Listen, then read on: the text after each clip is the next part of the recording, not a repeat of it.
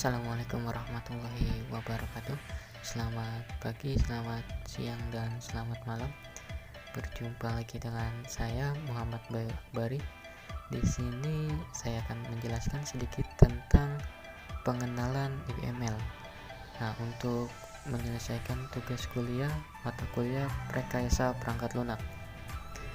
Sebelumnya saya adalah mahasiswa semester 7 jurusan Teknik Informatika Universitas Islam Syekh Yusuf Tangerang. Sebelum masuk ke materi, teman-teman bisa di like, subscribe, dan komen channel ini. Yang pertama, apa itu UML?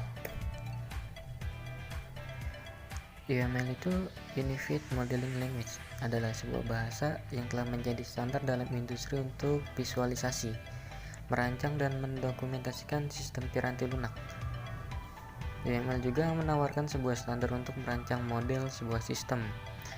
Nah, UML ini mendefinisikan notasi dan sintak atau semantik. Notasi UML terutama diturunkan dari 3 notasi yang telah ada sebelumnya, yaitu dari Grady Botz, Object Oriented Design, Jim Rombach, Object Modeling Technique, dan Ivar Jacobson. Di sini ada Object Oriented Software Engineering. Dan selanjutnya saya akan membahas diagram yang ada dalam UML. Nah, untuk mendapatkan banyak pandangan terhadap sistem informasi yang akan dibangun, UML menyediakan beberapa diagram visual yang menunjukkan berbagai aspek dari sistem. Yang pertama ada diagram use case atau use case diagram, diagram activity atau activity diagram, diagram sequential atau sequence diagram, diagram kolaborasi atau collaboration diagram, diagram class atau class diagram, diagram state chart atau state chart diagram, diagram komponen atau komponen diagram, dan diagram development atau development diagram. Nah, di sini saya akan menjelaskan sedikit tentang diagram yang ada di UML tadi, yaitu diagram use case atau use case diagram. Diagram use case ini menyajikan interaksi antara aktor dan use case. Aktor dapat berupa orang, peralatan, atau suatu sistem lain yang berinteraksi dengan sistem yang dibangun. Use case menggambarkan fungsional sistem atau persyaratan-persyaratan yang harus dipenuhi dari sistem pandangan pemakai. Di sini bisa kita lihat contoh dari use case tersebut. Contohnya diagram use case untuk sistem di ATM.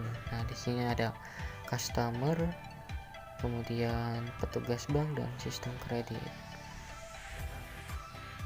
Bisa teman-teman lihat gambarnya.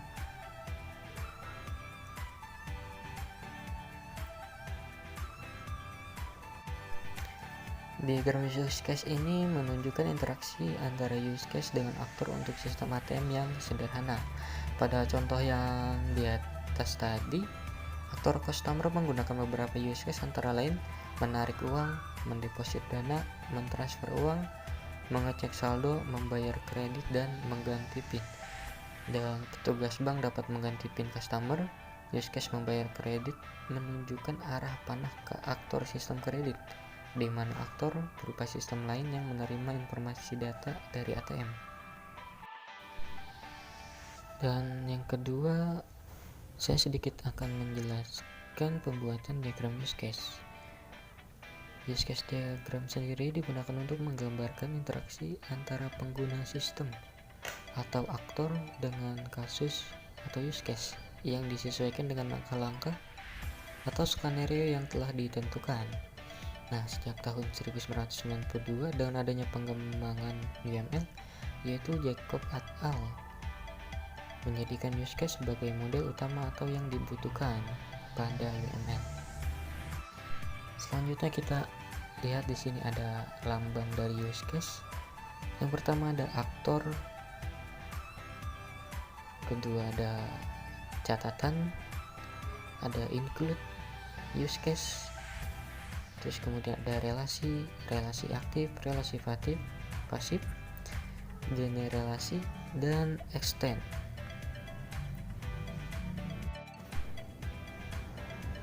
Kemudian menggambarkan kebutuhan sistem dari sudut pandang user, memfokuskan pada proses komputerisasi atau outbound proses, menggambarkan hubungan antara use case dan aktor.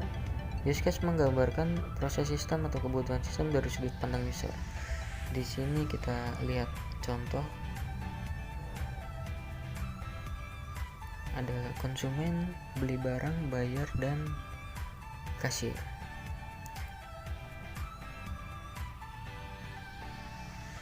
Ya, secara umum use case adalah pola perilaku sistem, urutan transaksi yang berhubungan yang dilakukan oleh suatu aktor.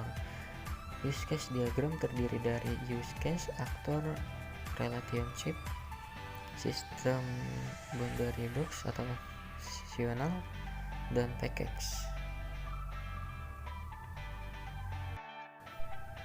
Use case sendiri dibuat berdasarkan keperluan aktor, merupakan apa yang dikerjakan sistem, bukan bagaimana sistem mengerjakannya. Use case diberi nama yang menyatakan apa hal yang dicapai dari hasil interaksinya dengan aktor. Kemudian use case dinotasikan dengan gambar. Use case biasanya menggunakan verb. Nama use case boleh terdiri dari beberapa kata dan tidak boleh ada dua use case yang memiliki nama yang sama. Kemudian sebuah use case bisa mempunyai dokumentasi. Letakkan use case utama Anda pada pojok kiri atas dari diagram. Kemudian use case diagram tidak terpengaruh urutan waktu. Meskipun demikian, supaya mudah dibaca perlu penyusunan use case. Di sini kita lihat contoh dari use case tersebut. Kita lihat contohnya. Di sini ada aktor nasabah dan teller. Aktor tersebut dituliskan atau dibuat secara horizontal, bukan vertikal. Kemudian letakkan aktor utama pada pojok kiri atas dari diagram, dan aktor jangan digambarkan di tengah-tengah use case. Kita lihat contohnya yang tadi ini. Maksudnya diletakkan di tengah-tengah use case itu contoh yang salah, yang ada di sebelah kanan kalian. Contoh benar itu yang di sebelah kiri. Selanjutnya ada 4 jenis relasi yang bisa timbul pada use case diagram. Yang pertama ada asosiasi antara aktor dan use case. Yang kedua, asosiasi antara use case. Yang ketiga, generalisasi atau inheritance antara use case. Dan yang keempat, generalization atau inheritance antara aktor.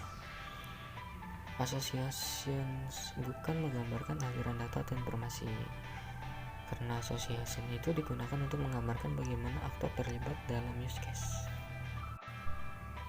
Di sini ada contoh di mana asosiasi antara aktor dan use case, yaitu ujung panah. Pada asosiasi antara aktor dan use case mengidentifikasikan siapa atau apa yang diminta interaksi dan bukannya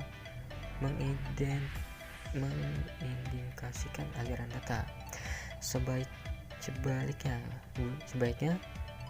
gunakan garis tanpa panah untuk asosiasi antara aktor dan use case. Contohnya ada pada gambar tersebut. Asosiasi antara aktor dan use case yang menggunakan panah terbuka untuk mengidentifikasikan bila aktor berinteraksi secara pasif dengan sistem Anda. Contohnya pada gambar yang di bawah tersebut. Selanjutnya, asosiasi antar use case. Perluasan dari use case lain jika kondisi atau syarat terpenuhi, atau optional behavior. Kemudian kurangnya penggunaan asosiasi extend ini, terlalu banyak pemakaian asosiasi ini membuat diagram sulit dipahami. Tanda panah terbuka harus terarah ke variance atau base use case. Gambaran asosiasi extend secara vertikal atau fitur extending use case below dan base atau variant use case. Tidak boleh aktor dihubungkan pada use case atau extend. Contohnya pada gambar di bawah ini. Tidak boleh aktor dihubungkan pada extend. Selanjutnya ada generalization atau inheritance, digambarkan dengan sebuah garis berpanah tertutup pada salah satu ujung yang menunjukkan lebih umum. Harus digambarkan secara vertikal. Kemudian generalization inheritance antar use case, dibuat ketika ada sebuah keadaan yang lain atau perlakuan khusus. Inheriting use case di bawah base atau variant use case. Contohnya di bawah ini ada gambar bayar khusus. Nah, yang benar itu panahnya ke atas. Dari pembayaran khusus ke bayar. Yang terakhir ada generalisasi atau inheritance antar aktor, dibuat ketika ada sebuah aktor baru terbentuk dan mempunyai atribut dan metode yang sama dengan aktor yang sudah ada. Inheriting aktor di bawah base atau variant aktor. Contohnya pada gambar di bawah ini. Dan demikianlah sedikit dari pengenalan UML dan pembuatan use case. Semoga bermanfaat. Sekian, terima kasih. Wassalamualaikum warahmatullahi wabarakatuh.